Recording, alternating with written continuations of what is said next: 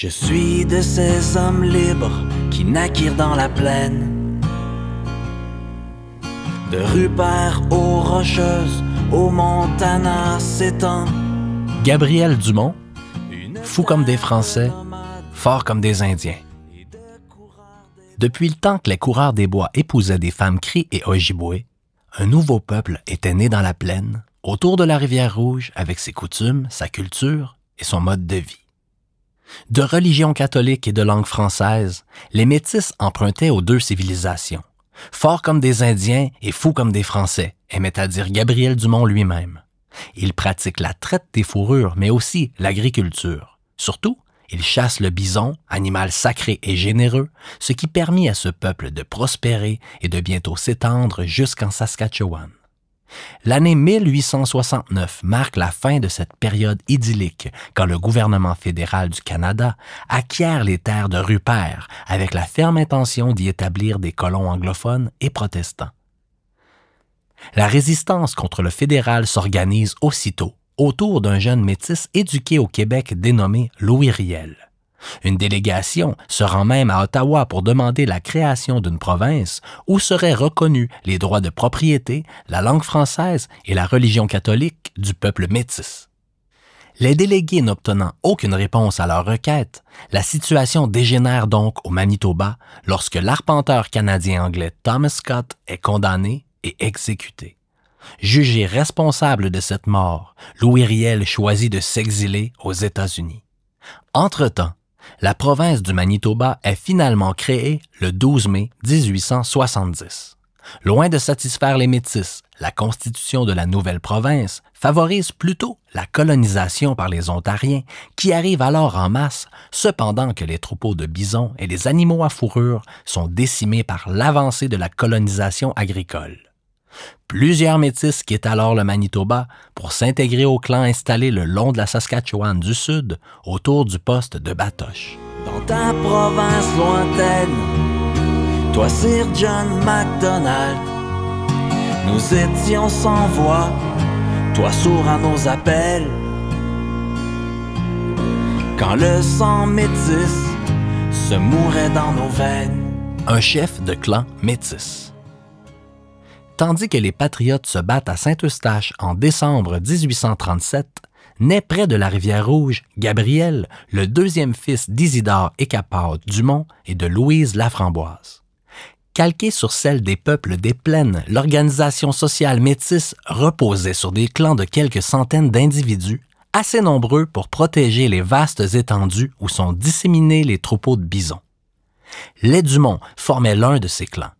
Après avoir vécu le long de la rivière Saskatchewan, le clan des Dumont retourne en 1848 à la rivière Rouge tout en suivant les grands troupeaux de bisons, indifférents à savoir s'ils sont aux États-Unis ou dans l'Amérique britannique. Dès l'enfance, Gabriel est donc familier avec les longues chevauchées, la chasse en plein galop et les escarmouches avec les tribus amérindiennes ou la police montée canadienne. À seulement 14 ans, il participe à la célèbre bataille de Grand Coteau au Missouri.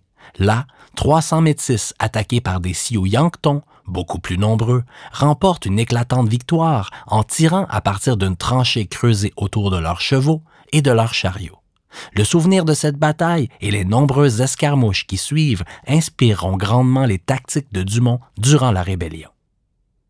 À 26 ans, Dumont s'impose déjà comme le chef d'un groupe de 200 chasseurs de bisons et se retrouve à la tête du plus puissant clan métis. En 1873, il est élu président d'un conseil national et fait adopter une constitution du peuple métis prévoyant des règles concernant les infractions criminelles, la propriété foncière ainsi que la répartition des troupeaux de bisons et des corvées au sein de la communauté. Souverain, le Conseil métis reconnaissait quand même la suzeraineté du Canada tout en demandant à ce que les droits du peuple métis fussent respectés. Quand tout vint à manquer sans le bison dans la plaine, que l'homme blanc arpenta nos terres ancestrales. La bataille de Batoche. Au même moment, cependant, le rouleau compresseur de la colonisation canadienne dévalait dans l'Ouest sous la forme d'un chemin de fer transcontinental complété en 1885. Après avoir été chassé du Manitoba, Les Métis étaient maintenant menacés en Saskatchewan. Ni le gouvernement, ni les titres de propriété des Métis ne furent reconnus, tandis que les troupeaux de bisons sont décimés afin de nourrir les employés du chemin de fer et, selon certains, de délibérément affamer les Métis. Gabriel Dumont n'était pas homme à accepter l'humiliation, mais concède que seul le légendaire Louis Riel a suffisamment d'autorité pour dialoguer avec le Canada anglais et rallier Blancs et Autochtones à la cause métisse. Dumont passe donc le printemps de 1884 à soulever les villages métis, puis prend la route du Montana, où Riel vit désormais comme maître d'école. Le chef de la première rébellion du Manitoba accepte alors l'immense tâche que lui confie Dumont et l'accompagne avec sa famille jusqu'à Batoche, où ils entreprennent ensemble d'organiser la résistance. En mars 1885, la police montée canadienne est dépêchée dans l'Ouest afin d'arrêter Dumont et Riel. Dumont et une soixantaine d'hommes s'emparent aussitôt de 2 magasins dont ils confisquent les armes et les munitions. Le lendemain, à Batoche, Riel proclame le gouvernement provisoire. Promu adjudant général de la nation métisse, Dumont organise aussitôt une petite armée d'environ 300 hommes sur le modèle de la chasse aux bisons et érige des défenses autour des établissements métis. Tôt le matin du 26 mars, 22 policiers placés sous le commandement du sergent Alfred Stewart se trouvent face à Dumont et ses compagnons. Après un affrontement bruyant, les policiers battent en retraite. Plus tard, dans la matinée, ce furent près d'une centaine de policiers et de volontaires équipés d'artillerie. Dumont donna ordre à ses hommes de les prendre en étau en se plaçant des 2 côtés de la piste. Bientôt, les forces gouvernementales se trouvent en danger d'être écrasées, mais Riel ordonne de cesser le feu, empêchant que la retraite des policiers ne se transforme en carnage. Victoire sans équivoque pour les Métis, mais la bataille du Lac-aux-Canards coûta cependant cher à Dumont. Son frère, Isidore, et 3 autres de ses parents y trouvent la mort. Le mois suivant, c'est au tour de l'armée du major général Middleton de s'avancer en territoire métis. Dumont plaça ses soldats métis, Sioux et Cris, traversaient la piste de Batoche à angle droit.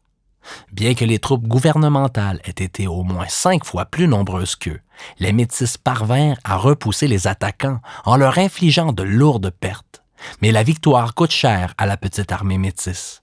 À court de munitions et de chevaux, Dumont n'a d'autre choix que de regrouper ses hommes à Batoche en vue d'y mener un combat défensif. Après 2 semaines de repos, le prudent Middleton se remet en marche vers Batoche. Au matin du 9 mai 1885, il prend d'assaut les positions érigées par Dumont. Supérieur en nombre et mieux armés que les Métis, les forces gouvernementales rencontrent cependant une résistance farouche, mais l'issue du combat ne fait pas de doute. Le 12 mai, les défenseurs de Batoche sont à bout de force et le village est pris. Dumont avait pris le maquis et poursuivait la résistance, mais, apprenant l'arrestation de Louis Riel, il décide de quitter les lieux.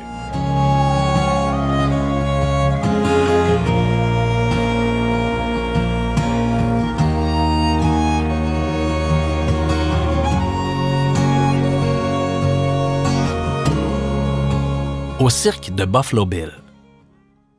Le 16 mai, Dumont prend la route des États-Unis où il rejoint les communautés métisses réfugiées au Montana.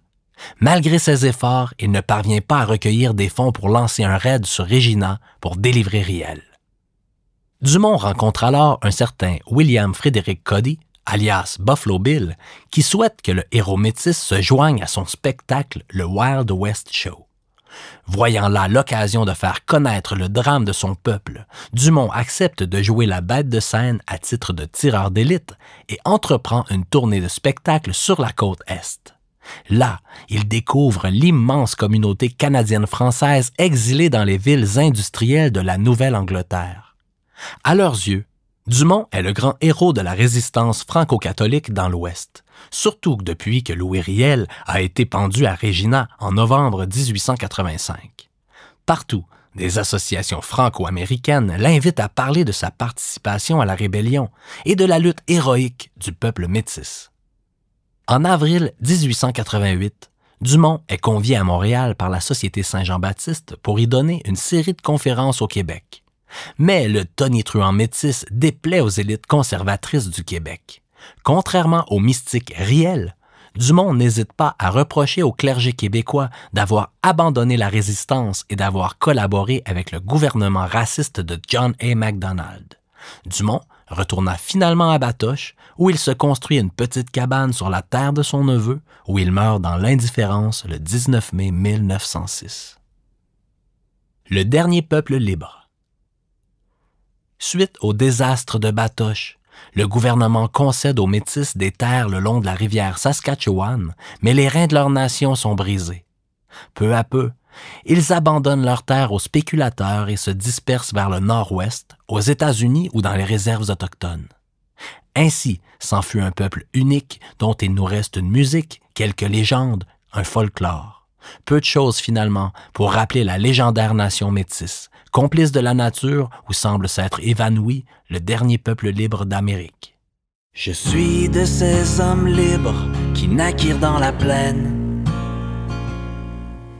de Rupert aux Rocheuses, au Montana s'étend une terre de nomades et de coureurs des bois, et d'un sang métis qui court dans ses veines. Tel mon père, j'ai chassé le bison dans la plaine. Voyageur ou guerrier, peuple fier et vivant, de mes frères indiens, je partage le combat des derniers hommes libres à qui l'on mit des chaînes, et le sang métis qui coule dans mes veines. Quand tout vint à manquer sans le bison dans la plaine, que l'homme blanc arpenta nos terres ancestrales, dans ta province lointaine, toi Sir John Macdonald, nous étions sans voix, toi sourd à nos appels. Quand le sang métis se mourait dans nos veines.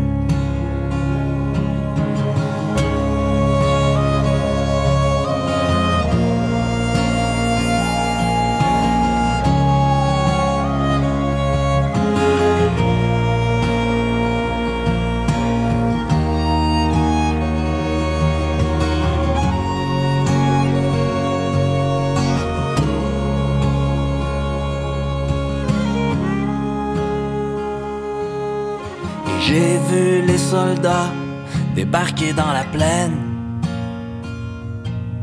écraser la révolte dans un tonnerre violent, assiéger à Batoche contre canons et mitrailles. L'exil est pour moi, la corde pour Riel, et le sang métis se répand dans la plaine. Si je fus guerrier, je m'en souviens à peine. Ce que l'homme blanc commença, la famine l'acheva. Ma Louise n'est plus, mon peuple disparu. Les chants des guerriers de ma nation se taisent, s'éteignent avec moi, étendu dans la plaine. Mais le sang métis court toujours dans ses veines.